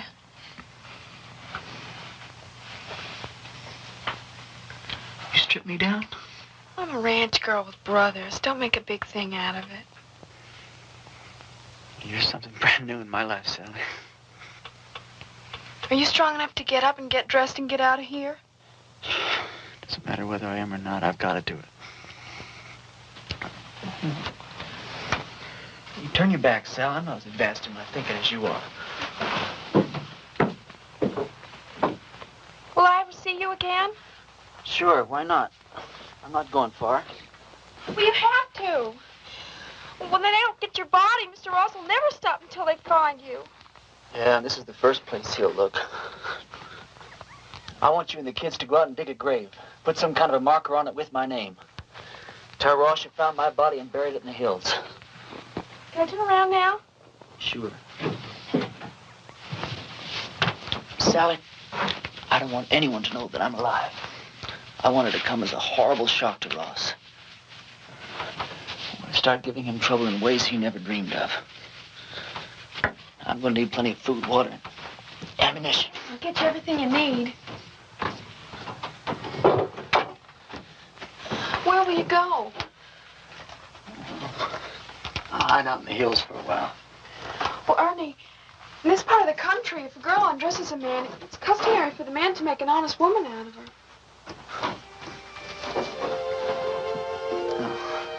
I'm sure that's true in every part of the country. If I live through the next little while, well, we'll have a serious talk about that. What's the matter?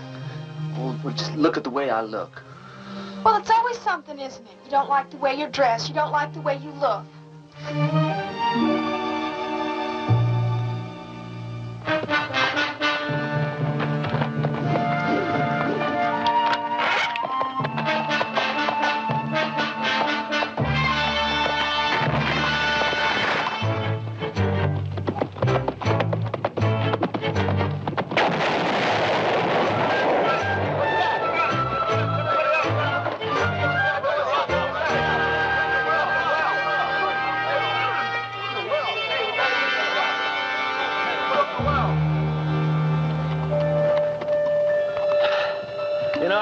There's a bunch of outlaws operating up in these hills.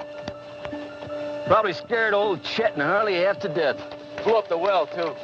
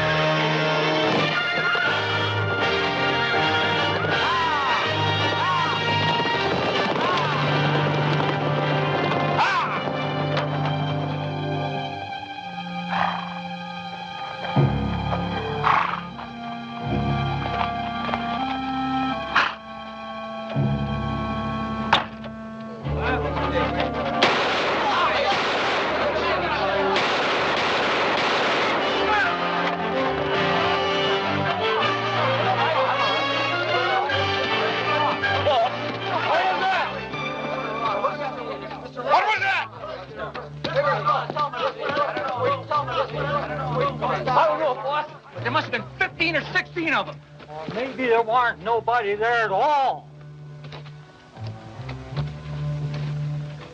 What do you mean? Dragging a preacher through the cactus. Them people don't have to stay dead unless they want to. Everybody in town keeps talking about the preacher's ghost riding through the hills and shooting at every one of Ross's men that sticks his head up. I keep telling them it's the whole doggone idea of ghost tickets. Sally, didn't you tell Billy? You told me not to tell anyone. Billy, I'm sorry. It's sure good to see you alive, boy. Are you sure it's safe for you down here? Honey, it's been a long time since I've been safe anywhere. Lately, it's been getting worse. Isn't tomorrow Sunday? It sure is. Billy, I want you to ride into town and tell everyone that we're having church services tomorrow morning at 10. I'll do it right now.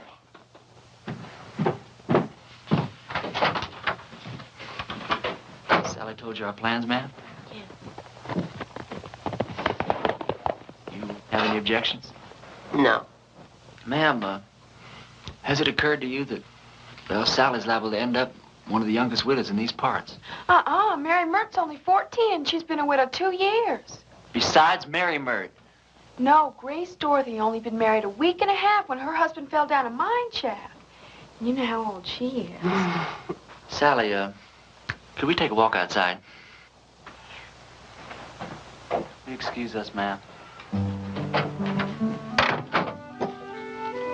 Sally, the reason I brought you out here is, well, one of the reasons. If we're going to be husband and wife, then you've got a right to be in on the decisions that affect the both of us. You understand? Now, if I stay here and fight it out with Ross and his men, the chances are very good that I'll be killed.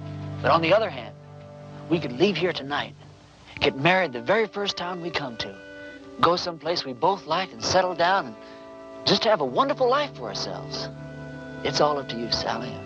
You just say the word. Well, Mama always said never throw yourself in between a man and what he thinks he's got to do. Well, I won't kid you, Sally. I'm a little disappointed in that answer. No, it's all right. I got the strangest feeling that I've been pointed straight toward this shootout ever since the day I was born. There wasn't a thing in the world I could do about it. Billy says it's God moving in his mysterious way. Me? Well, I just don't know. You very religious, Sally? Why do men have to talk and talk? Can't you be quiet and get on with what you're supposed to be doing? Yes, ma'am.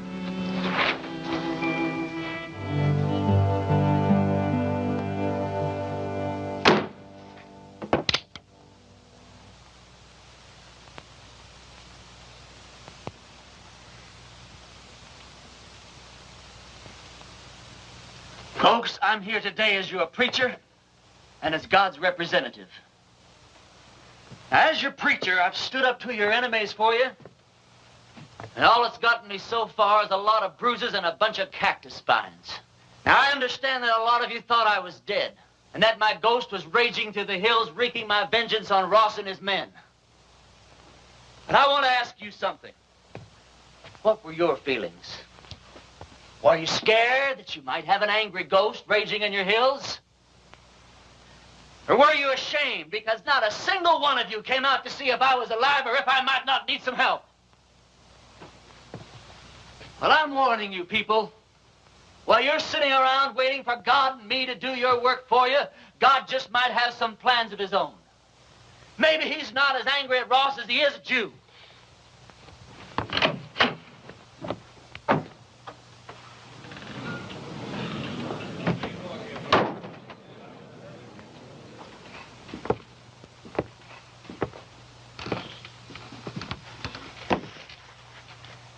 I'm not armed.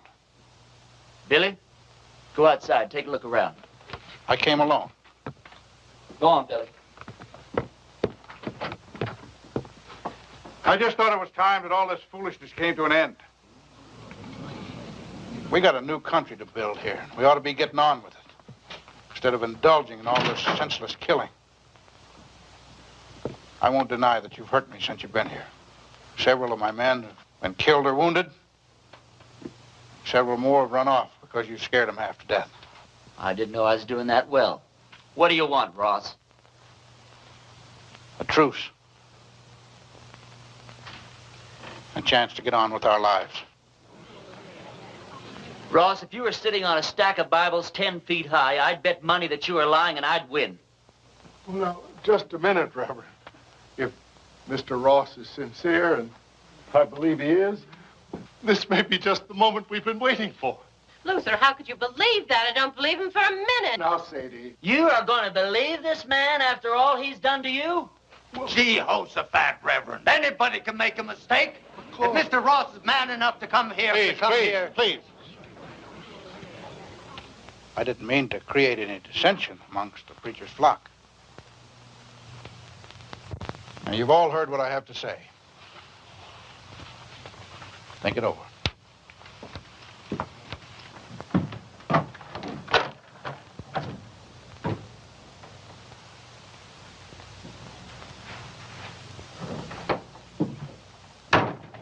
Well, I think we ought to accept the proposition. Well, I think you're right.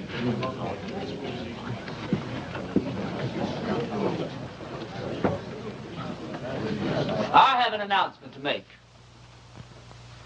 Miss Sally Underwood and I are going to be married tomorrow morning at 11. You're all invited. I don't know. The second the ceremony is over, my wife and I will be leaving this God-forsaken town for good. The ceremony won't take place here in the church. It'll be at the Mint Saloon. You can say what you want about those people at the Mint, but they know why they're there and they do something about it.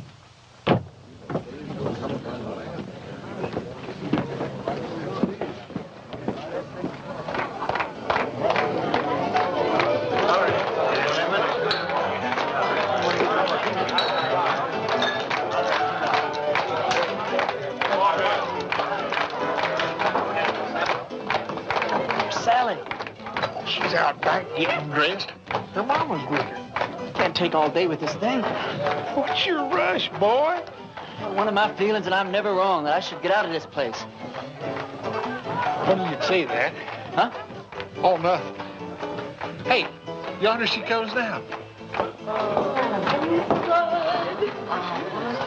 Oh, you're beautiful. Come on, everybody.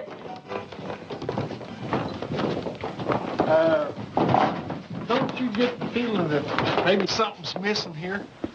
I mean, who's going to perform the ceremony? You're the only preacher around here. Well, I don't know of any law that says I can't delegate my otherworldly powers. You marry us, Billy. Oh, yes, Billy. Well, I don't know about the legality of all this. Oh, never mind the legality. It's the spirit that counts. Well, now, I take Sally to be my wedded wife. You go on from there. well, dearly beloveds, we are gathered here today to unite this couple in holy... What's that? Reverend, you were right. Ross and his men have bypassed the town, and they're circling around, and they're coming in that way. Well, he's let us down again. Hold it down, hold it down. How many men? I counted 14, including Ross. How long before they get here? Not more than 5 minutes. Well, 5 minutes is plenty of time. Go on with what you were saying, Billy. I'll have to get ready for Ross, otherwise I won't stand a chance. We'll have to finish this thing later. All right, folks, this is it. Now you see how much his word means. Ross and his men are coming into town for just one reason, to get me. Because he knows if he kills me, there won't be enough fight left in the rest of you to hold off a bunch of sick old ladies. This thing works two ways. Now, if I can get Ross first, then his men won't have any reason to go on with the fight. So all I'll need is some of you to keep his men pinned down while I take care of Ross.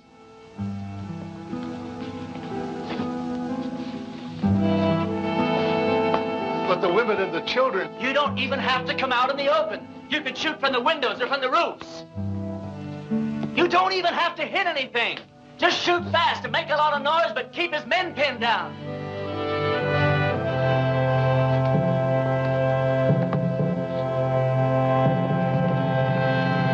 Can't believe it, Reverend. I'm with you. Give Mom and me a couple of rifles.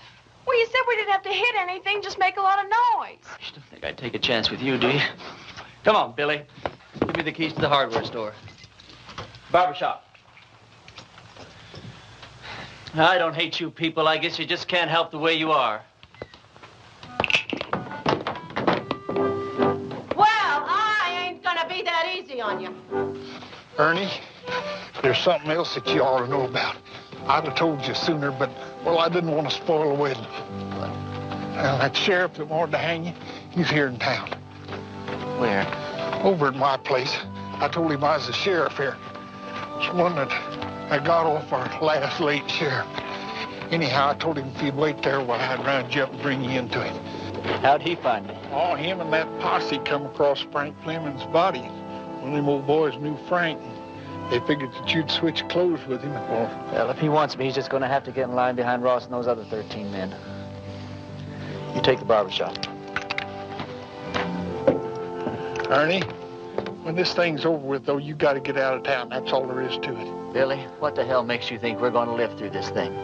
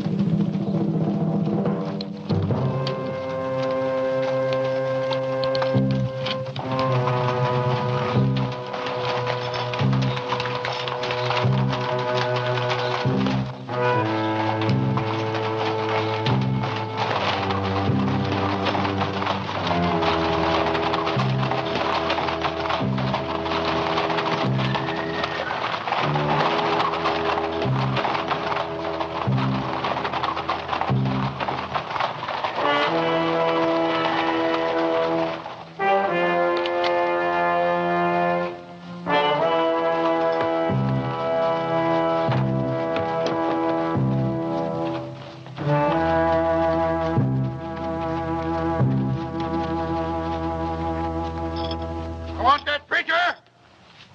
If he's not out here in 2 minutes, I'm gonna burn this town to the ground. Drop your guns, boys.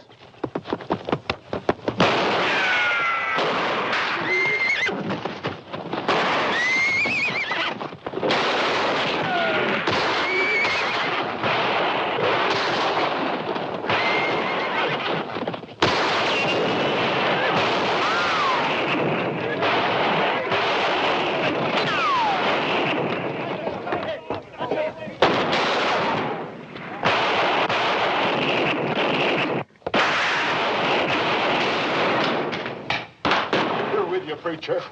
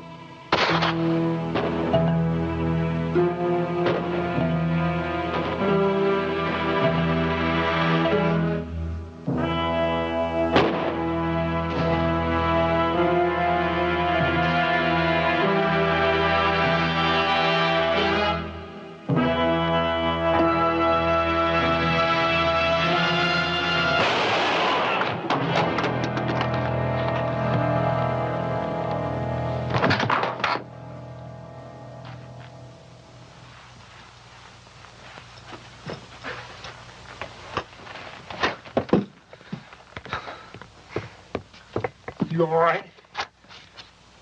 Barely. Listen, all you Ross's men. Ross is dead. And anyone who keeps on fighting is going to have to stand trial. How do we know he's dead?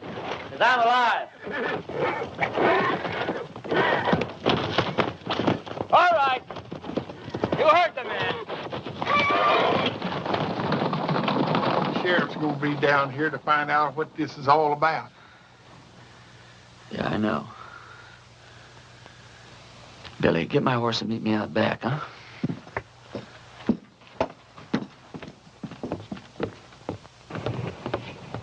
Go over to the men's saloon and tell Sally to meet me back at the ranch. We'll take off from there. No, I ain't going to do it. I'm a dang fool for going along with this thing as far as I have. And I ain't going to go no further. What are you talking about? I ain't going to let you run away with that kid. Her not knowing who you are or what you are or what kind of a life she's letting herself in for. You think if I told her everything, she still wouldn't ride away with me? Well, of course she would, Ernie. Because she's 18 and you're her first love. Well, that's good enough for me. Ernie, when that sheriff finds out you've left town, do you suppose that he's just going to give up? I can take care of him. Yeah, you can take care of him with one hand, or you take care of Sally with the other. Then if something goes wrong, why, she can just stand around with your baby in her and watch you hang. You think I could just ride off without telling her why? I'll tell her. Yeah, then what happens to her? Oh, she'll be tore up for a while, but she's young. She'll get over it in a month or two. Yeah, but I won't get over it in a month or two. I'll get your horse. I'll get it myself.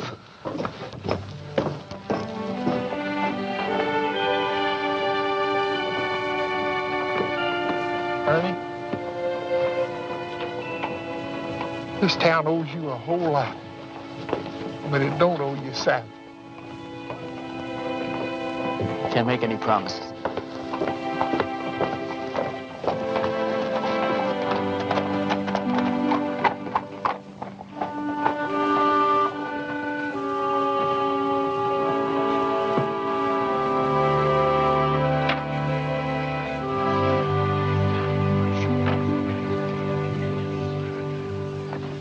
He's all right. He's not hurt, and he'll be here any minute. Damn it, Billy. You're right.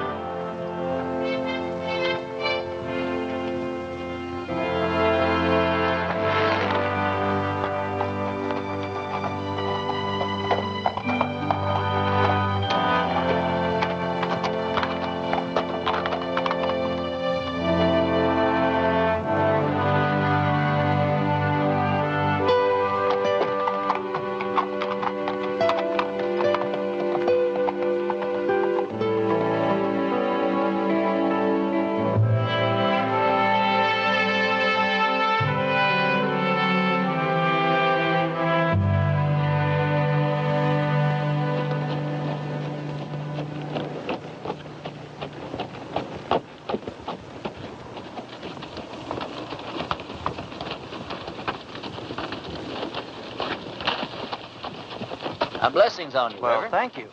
Ernie, do I know you? No, I don't think so. How come you know me?